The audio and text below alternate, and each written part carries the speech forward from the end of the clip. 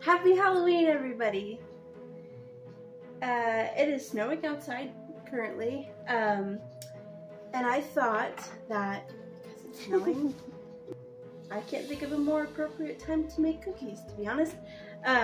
So I found this recipe like a month ago, and I personally really love like a chewy cookie.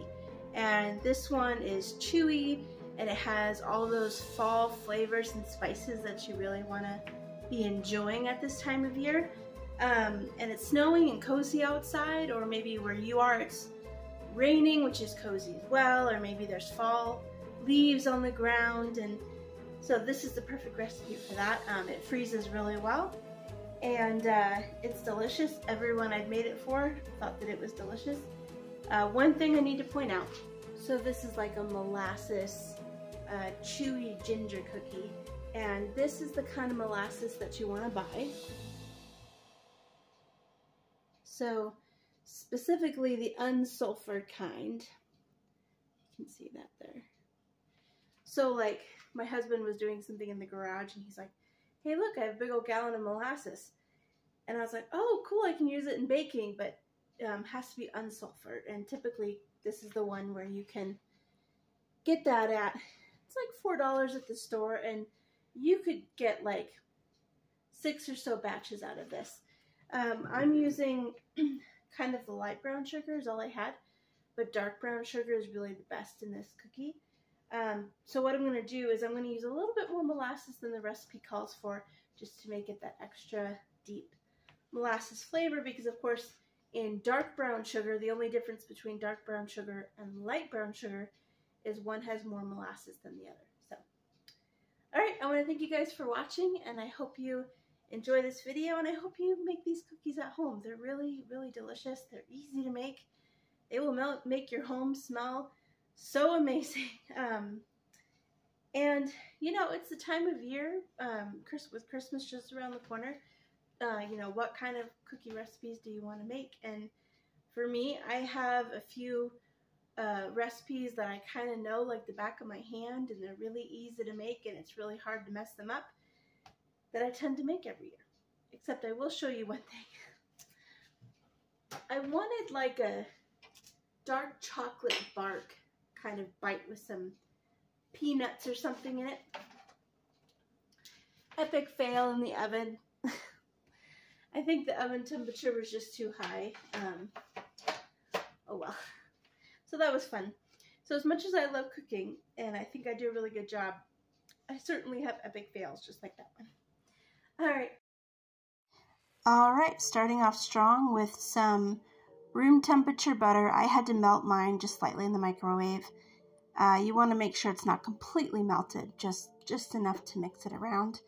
And I'm going to be using just one whisk in my hand mixer here. I don't know, maybe it's the model I have, but sometimes I find if I put 2 in here, then it just kind of makes a mess. So I just put 1 and I put it on the higher speed.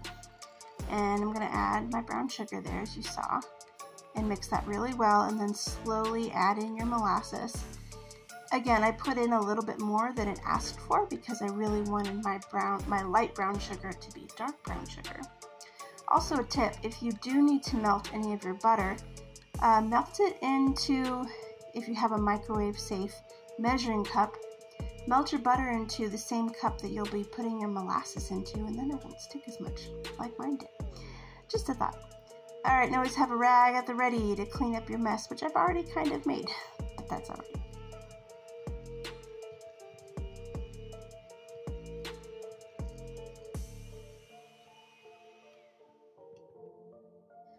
Please, for the love of Pete, don't skimp on the vanilla. This you can buy at Costco. It's a really reasonable price, and it's lasted me quite a while. I've certainly used imitation vanilla in the past. It's just not the same. So do yourself a favor and go to a Costco, probably an Aldi's,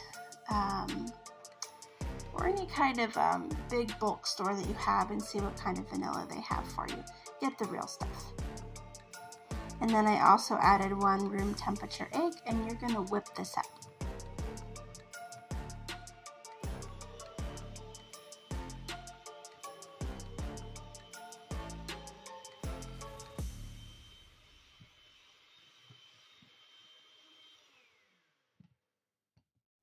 Alright, I have my flour, salt, and baking soda mixture in here. And this recipe calls for cinnamon, clove, nutmeg, looks like, yeah. And I don't have all those things, but what I do have is I have some ground ginger, and then I have some pumpkin pie spice, which really is interchangeable because in here there's cinnamon, nutmeg, ginger, cloves, and some allspice. Allspice definitely has a deeper flavor of all those things rather than this. So if what you have is allspice, definitely err the side of a little bit lighter. If you had allspice and cinnamon, that'd be really perfect. But I have pumpkin pie spice and I'm going to blend it with the ginger and that'll be just fine. And I measure with my heart. So I'll show you what that looks like. I will include the recipe down in the description if you want to follow it to a T. Basically, I just put in enough pumpkin spice to make flecks of color throughout my flour, and that's kind of how I gauge. And then ginger, I go fairly light on it because I do believe the pumpkin pie spice has ginger in it already.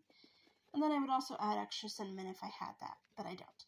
So I'm just going to mix, mix, mix, and then when I see my flecks throughout the flour, then I know I'm in a good spot.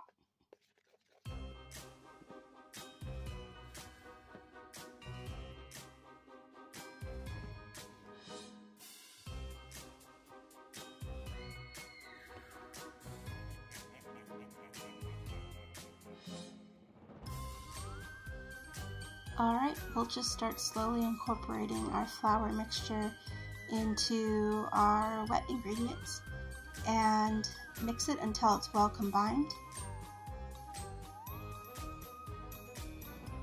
Can I just tell you, it smells so good already.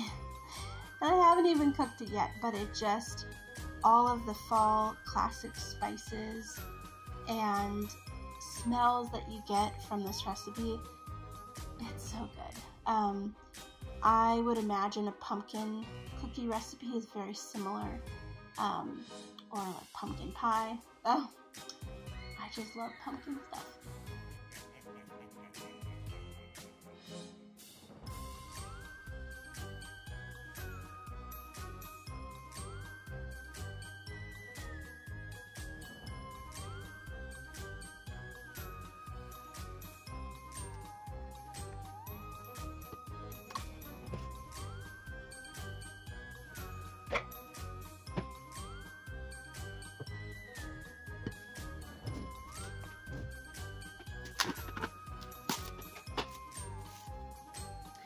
Okay, you're going to want to take your dough and you're going to want to put it in the fridge to chill for at least an hour.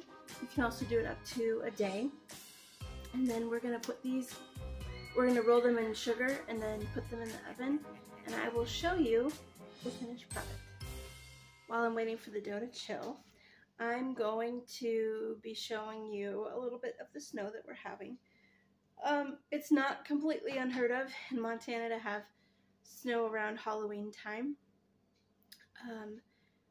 I remember when we first moved here, it didn't snow until either Thanksgiving or like the day after. I want to say Thanksgiving was actually sunny. And I had never really been around snow that much. I grew up in the Pacific Northwest and I lived there the majority of my adult life. And then we moved here and I was real excited about snow. Now that it snows a lot, basically we have fall lasts like a month around here, month and a half if you're lucky. And then the summer's pretty standard. Spring, you know, kind of there's a spring. Mostly it's just sort of winter, hint of spring, more winter, maybe spring, but then we're kind of just jump into summer type of thing. And so it's really interesting gardening around here. Something to get used to. But anyway, so this time of year, it's totally normal to get snow on the ground. So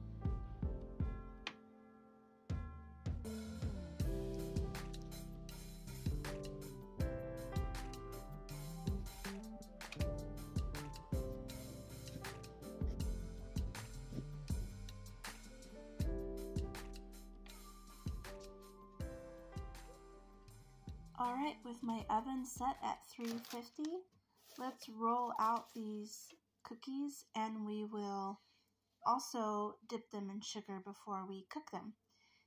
Sometimes if I'm feeling real adventurous, I will roll them in sugar once, set it down, and then before I put it in the oven, roll them in sugar again, just to kind of make them have an extra layer of kind of crunch on top of them.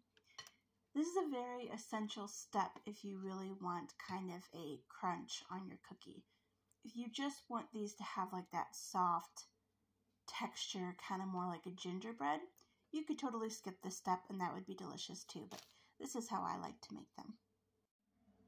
Alright, it's been about 13 minutes later and this is what they look like.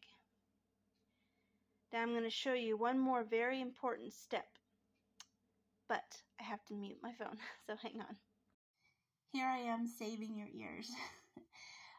This is a really essential step when you make cookies. Just pound it about 3 times on your counter.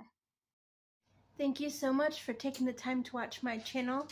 I hope that you have a wonderful, safe, happy, and full of candy Halloween. Thanks for watching, everybody, and I'll see you next time.